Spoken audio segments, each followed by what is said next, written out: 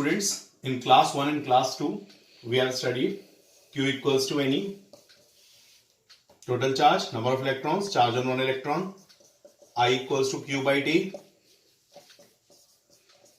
I is current, Q total charge, T time taken by the charge to move in the circuit, V equals to W by Q, whatever the work W is being done on the charge Q, that is stored in the charge and develops a potential difference or voltage, V equals to W by Q. Fourth thing, electric circuit सीखा था, symbols of electric circuit सीखे थे, जिसमें page 203 पे मैंने याद करने के लिए बोला था. आई होप सबने याद कर लिए होंगे, घर में बिल्कुल फ्री हैं. सिंबल्स ऑफ इलेक्ट्रिक सर्किट, क्योंकि पेज 203 पे थे. इसके बाद रेजिस्टेंस एक टॉपिक सीखा था. रेजिस्टेंस एसआई यूनिट ओम होता है. रेजिस्टेंस के साथ रेजिस्टर्स सीखा था.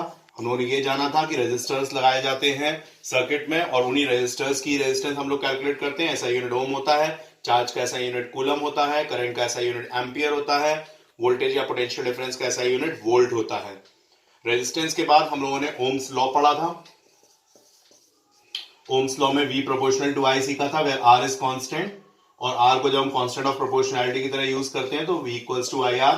ये हमने ओम्स लॉ का एक्सप्रेशन सीखा था. यानी ये हम लोगों का अगर रिलेशंस की बात करें तो ये फोर्थ रिलेशन है. Q equals to NE, I equals to Q by T, V equals to W by Q के बाद फोर्थ रिलेशन हमने V इक्वल्स टू IR सीखा था. इसके बाद हम लोगों ने ओम्स लॉ का एक ग्राफ सीखा था, जिसमें हमें हमेशा वोल्टेज को y एक्सिस पे लेना है और करंट को x एक्सिस पे लेना है.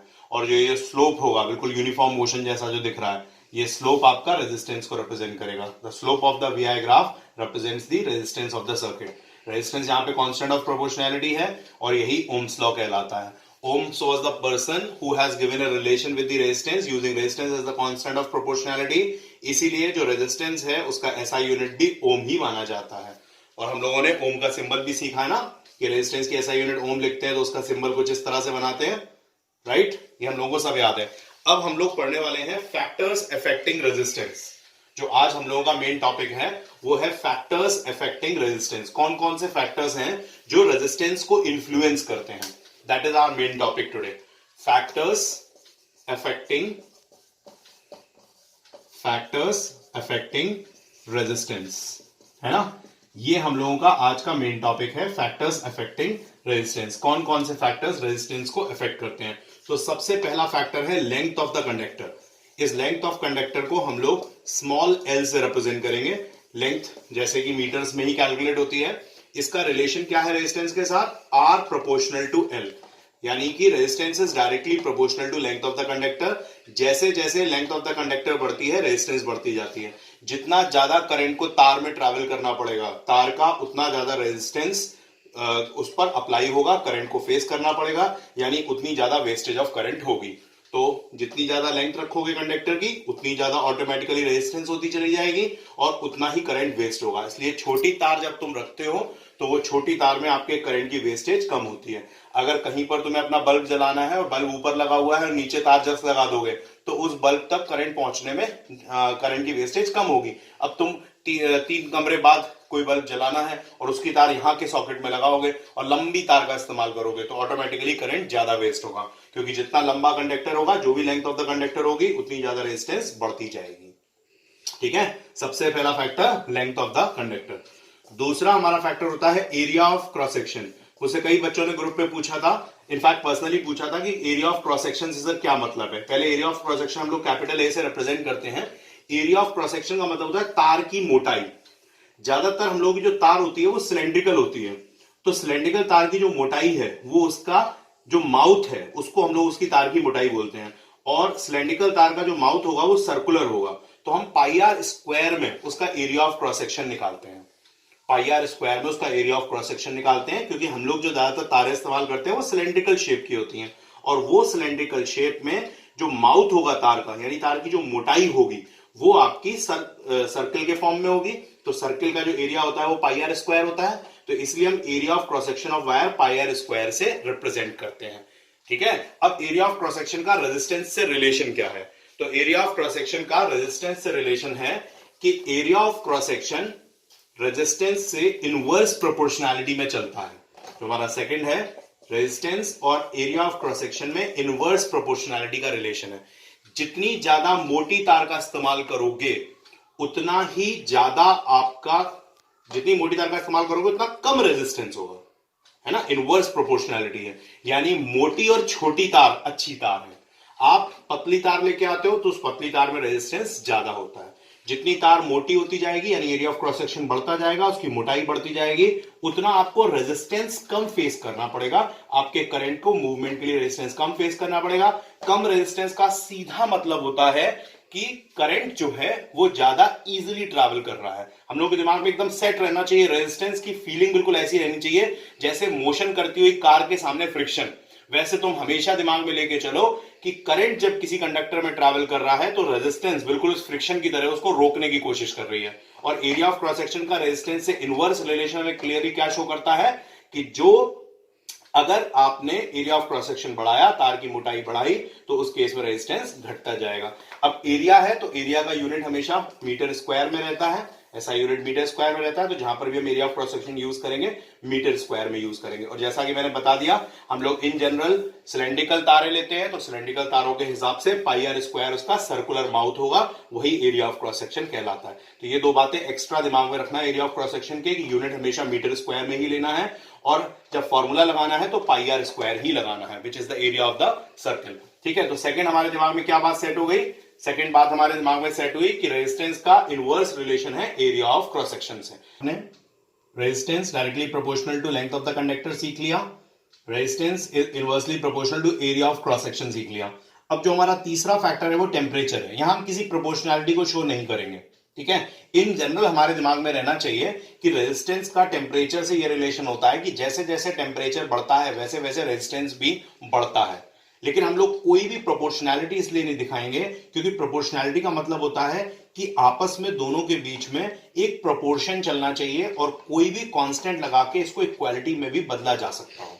यानी अगर ये 2 है तो ये 4 है, ये 4 है तो ये 8 है ना, ये 8 है तो ये 16 है, मतलब 1:2 का रेशियो चल रहा है। कोई रेशियो एग्जिस्ट करता है तभी हम किसी चीज की प्रोपोर्शनैलिटी दिखाते हैं। लेकिन टेम्परेचर के केस में टेम्परेचर बढ़ने से रेजिस्टेंस का बढ़ना किसी रेशियो में नहीं चलता है।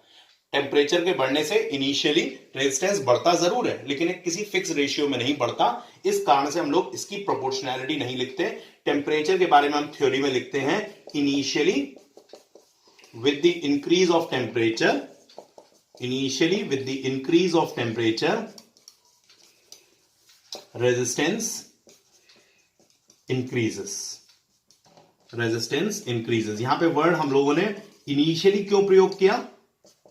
इसलिए इनिशियली वर्ड यूज किया क्योंकि शुरुआत में तो ऐसा होता ही है, लेटर ऑन बहुत कम इफेक्ट रह जाता है टेम्परेचर का। कोई एक समय ऐसा भी आता है जब टेम्परेचर की वजह से रेजिस्टेंस बढ़ना बंद भी कर देती है। तो इनिशियली वर्ड डाल के हम सेफर साइड आ गए कि initially with the increase of temperature resistance increases. और ये हमने आपकी जनरल जानकारी के लिए बता दिया कि हम कोई प्रोपोर्शनैलिटी नहीं दिखा रहे हैं क्योंकि रेजिस्टेंस का टेम्परेचर के साथ जो बढ़ना है उस केस में कोई रेशियो एग्जिस्ट नहीं करता है, कोई रेशियो इंक्रीज एग्जिस्ट नहीं करता है। अब हम लोगों का चौथा और वेरी इंपॉर्टेंट फैक्टर आने वाला है जिसका कई बच्चों ने मेरे से डाउट में पूछा है कि सर ये क्या होता है। तो मैं ये चौथा फैक्टर जो है ये रेजिस्टिविटी है।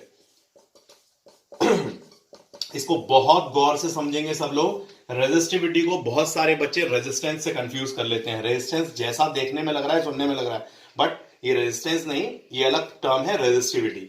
It is a material property. Resistivity क्या होती है? मटेरियल प्रॉपर्टी होती है। हर एक सब्सटेंस की अपनी एक फिक्स मटेरियल प्रॉपर्टी यानी एक रेजिस्टेंस है। तो हम रेजिस्टिविटी को डिफाइन क्या करते हैं? Resistance offered by a conductor, साथ साथ मेरे बोलेंगे, resistance offered by a conductor of length 1 metre and area of cross section 1 meter square. Resistance offered by a conductor of length 1 meter and area of cross section 1 meter square is called resistivity of that conductor. किसी भी conductor की अगर हमें resistivity निकालनी है तो उस conductor की रेजिस्टिविटी अगर हम 1 मीटर लंबा वो कंडक्टर लें और उसका area of cross section 1 metre square लें, तो जितनी रेजिस्टेंस वो ऑफर करेगा वो एक मटेरियल प्रॉपर्टी के रूप में, यानी उसकी रेजिस्टिविटी के रूप में हम एक्सेप्ट कर लेंगे।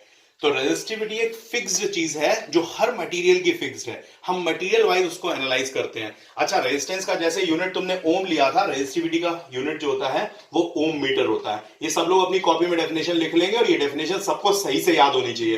Resistance offered by a conductor of length 1 metre and area of cross section 1 metre square is called resistivity of that conductor. और एसआई यूनिट क्या है रेजिस्टिविटी की? रेजिस्टिविटी की एसआई यूनिट है ओम मीटर, और ये एक मटेरियल प्रॉपर्टी होती है। रेजिस्टिविटी का दूसरा नाम क्या है? रेजिस्टिविटी का दूसरा नाम है स्पेसिफिक रेजिस्टेंस। क्या है दूसरा नाम? Specific resistance. फिर मेरे साथ रिपीट करो, क्या है दूसरा नाम रेजिस्टिविटी का? Specific resistance. और इसका एसआई यूनिट क्या है? ओम मीटर। अच्छा, एग्जाम्पल के तौर पे जैसे मैंने 1.62 into 10 to the power -8 ohm metre, ये मैंने कॉपर की रेजिस्टिविटी ली। तो इस बात से आप क्या समझोगे कि जब भी आप कॉपर एज अ मटेरियल लेते हो तो कॉपर एज अ मटेरियल लेने पर ये एक फिक्स्ड रेजिस्टिविटी कॉपर की होती है। और रेजिस्टिविटी को रिप्रेजेंट करने के लिए हमारे पास जो वो है सिंबल है, वो हमारा ग्रीक सिंबल है रो। थोड़ा सा चोंचदार सा पी बना लो या फिर थोड़ा सा राउंडेड सा पी बना लो, एकदम ऐसा लगे जैसे ओ जो है वो डंडे पे लटक रहा है ना, ऐसा, या ऐसा बनाओ या फिर ये चोंचदार बना लो। तो ये रो का सिंबल है। किसका सिंबल है? रो का। और ये हमारा ग्रीक सिंबल है और यही रेजिस्टिविटी के लिए हम लोग इस्तेमाल करेंगे। तो अब अगर इस एग्जांपल को मैं एग्जांपल वर्ड हटा के रो का सिंबल लगाऊं, resistivity of copper equals to 1.62 into 10 to the power -8 ohm metre. ये एक एग्जांपल के रूप में आप याद कर लो।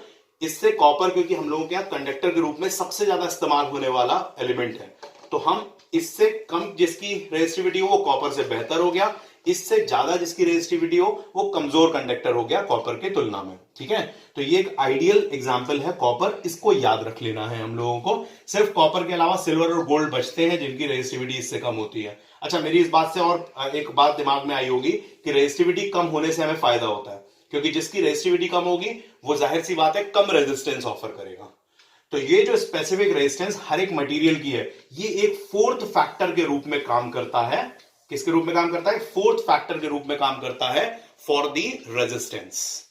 रेजिस्टेंस के जो 4 फैक्टर है, सबसे पहला लेंथ ऑफ द कंडक्टर, दूसरा एरिया ऑफ क्रॉस सेक्शन, तीसरा टेम्परेचर, चौथा फैक्टर है रेजिस्टिविटी, यानी मटेरियल की इंपॉर्टेंस। आप कौन सा मटेरियल इस्तेमाल कर रहे हो वो ओवरऑल रेजिस्टेंस डिफाइन करेगा आपके सर्किट की। आपने सर्किट की लेंथ कम रखी, रेजिस्टेंस कम हो गई। आपने सर्किट में जो भी वायर यूज किया उसका एरिया ऑफ क्रॉस सेक्शन ज्यादा रखा, तार मोटी रखी, रेजिस्टेंस कम हो गई। आपने टेम्परेचर कंट्रोल करने की कोशिश की कि सर्किट का टेम्परेचर ना बढ़े, इससे भी रेजिस्टेंस को आपने कंट्रोल किया। और चौथी चीज, आपने लो रेजिस्टिविटी मटेरियल का इस्तेमाल किया, जैसे कॉपर। अगर कॉपर की जगह आयरन इस्तेमाल कर दिया जिसकी रेजिस्टिविटी हाई होती है, तो ऑटोमेटिकली वो पूरे सर्किट की रेजिस्टेंस बढ़ा देगा। हमारा टारगेट सर्किट की रेजिस्टेंस को कम रखना होता है, तो हम हमेशा लो रेजिस्टिविटी मटेरियल का इस्तेमाल करते हैं। तो most of the time copper is being used. अच्छा, अब रेजिस्टिविटी का जो इस्तेमाल रिलेशन को डिफाइन करने में किया गया था इन फैक्टर्स में, वो ये किया गया था कि सबसे पहले आपने R प्रोपोर्शनल टू L निकाला था, फिर आपने R प्रोपोर्शनल टू 1/A निकाला था। जैसा मैंने बताया, टेम्परेचर में कोई प्रोपोर्शनलिटी नहीं है, तो इन दोनों को अगर हम कंबाइन कर दें तो R प्रोपोर्शनल टू L/A हुआ। तो इस प्रोपोर्शनैलिटी को इक्वालिटी में बदलने का जो हमारा कांस्टेंट है वो रो है। रो क्या था? रेजिस्टिविटी। तो हमारा एक और नया फिफ्थ रिलेशन बन गया, R equals to rho L upon A। R is the resistance of the circuit, rho यानी रेजिस्टिविटी, जो भी मटेरियल आपने यूज किया, length of the conductor, area of cross section. इस रिलेशन से हम उस सर्किट की रेजिस्टेंस निकाल सकते हैं जिस सर्किट में हमें मटेरियल के बारे में मालूम है, यानी उसकी रेजिस्टिविटी मालूम है, length of the conductor known है और area of cross section known है। एरिया ऑफ क्रॉस सेक्शन कभी डायरेक्टली नहीं दिया जाता, हमेशा आपको रेडियस दी जाती है, और आपको अच्छे से मालूम है कि पाई आर स्क्वायर लगाएंगे और रेडियस से एरिया ऑफ क्रॉस सेक्शन पता कर लेंगे। ठीक है, तो एक और नया रिलेशन हमने क्या सीखा? R equals to rho L upon A। ये हमारा किससे आया? चारों फैक्टर्स से। ये दो factors R proportional to L, R proportional to 1/A, इसको हमने इस्तेमाल किया, R प्रोपोर्शनल टू L/A आया, यहां पे rho as a constant of proportionality लगाया, तो R equals to rho L upon A। ये हमारा एक रिलेशन बन गया। टेम्परेचर को इसमें रिप्रेजेंट नहीं किया, लेकिन जब हमसे फैक्टर्स पूछे जाते हैं तो हम as a fourth factor temperature को भी कंसिडर करते हैं। ठीक है, हम लोगों ने वीडियो 1 में R प्रोपोर्शनल टू L सीख लिया था, R प्रोपोर्शनल टू 1/A सीख लिया था। यानी रेजिस्टेंस डायरेक्टली प्रोपोर्शनल है लेंथ ऑफ द कंडक्टर के, रेजिस्टेंस इनवर्सली प्रोपोर्शनल है एरिया ऑफ क्रॉस सेक्शन के। लेंथ ऑफ द कंडक्टर यानी कितना लंबा कंडक्टर है, एरिया ऑफ क्रॉस सेक्शन का मतलब तार की कितनी मोटाई है। तीसरा हम लोगों ने रो के बारे में सीख लिया था। रो ग्रीक सिंबल है रेजिस्टिविटी का, और रेजिस्टिविटी आपका मटेरियल प्रॉपर्टी है कि हर मटेरियल की एक फिक्स रेजिस्टेंस होती है, इसीलिए रेजिस्टिविटी का दूसरा नाम क्या सीखा था, specific resistance. Yes, specific resistance आपका रेजिस्टिविटी का दूसरा नाम है। और चौथा फैक्टर आपका टेम्परेचर था। तो जब भी हमसे फैक्टर्स अफेक्टिंग रेजिस्टेंस पूछा जाता है, इन चारों को बताते हैं। अब इन दो से हम लोगों ने एक प्रोपोर्शनैलिटी निकाली थी, और रो को as a constant of proportionality इस्तेमाल करके हम लोगों ने एक रिलेशन सीखा था, R equals to rho L upon A. अब हम लोगों को यह मालूम है कि हमारा जो यूनिट होता है रेजिस्टेंस का, एसआई यूनिट, वो ओम होता है। रेजिस्टिविटी यहां पे यूनिट निकालना है मुझे रेजिस्टिविटी का, लेंथ का मीटर होता है, एरिया ऑफ क्रॉस सेक्शन का मीटर स्क्वायर होता है। ठीक है, तो ये मीटर से square of the metre cut गया, तो रो का 1 ओम इंटू मीटर, तो इससे ओम मीटर जो आया वो आपका एसआई यूनिट ऑफ रेजिस्टिविटी आ गया। ठीक है, हमें 1 मार्क में क्वेश्चन आता है, derive the SI unit of resistivity या एसआई यूनिट ऑफ रो। तो ये रेजिस्टिविटी का एसआई यूनिट 1 ओम मीटर है। तो 1 ओम मीटर हम कितना सिंपली निकाल सकते हैं, रेजिस्टेंस का ओम है, लेंथ का मीटर है, एरिया ऑफ क्रॉस सेक्शन का मीटर स्क्वायर है, मीटर से मीटर स्क्वायर का कैंसिल कर दिया, ये मीटर ओम से मल्टीप्लाई किया, 1 ohm into 1 metre becomes 1 ohm metre. तो 1 ohm metre is the SI unit of resistivity. अच्छा, अब इस रिलेशन को कभी कभी अगर हमें इस्तेमाल करना पड़ता है कि एग्जाम में आ गया कि रेजिस्टिविटी की वैल्यू निकालो, आपको रेजिस्टेंस दे दिया और रेजिस्टेंस देने के बाद उन्होंने आपसे कहा कि आप रेजिस्टिविटी की वैल्यू निकालो, तो हम R equals to rho L upon A relationship याद कर चुके हैं, समझ चुके हैं। तो अगर हम इसे रो के टर्म्स में अरेंज करना चाहें तो बड़ी आसानी से अरेंज कर सकते हैं, rho equals to R into A upon L, है ना। इसमें तो किसी को कोई परेशानी नहीं होगी, सिर्फ क्या किया है, ए को इस तरफ कर दिया है और एल को डिवाइड कर दिया है, तो रो के टर्म्स में R into A upon L हो गया। तो इस तरह का रिलेशन का चेंज बड़े आसानी से आप न्यूमेरिकल की डिमांड के हिसाब से कर सकते हो। अब आता है आपका होमवर्क टाइम। आपके होमवर्क में हमने एनसीईआरटी से आपका जो चैप्टर है वो पेज नंबर 209 तक कवर कर लिया है।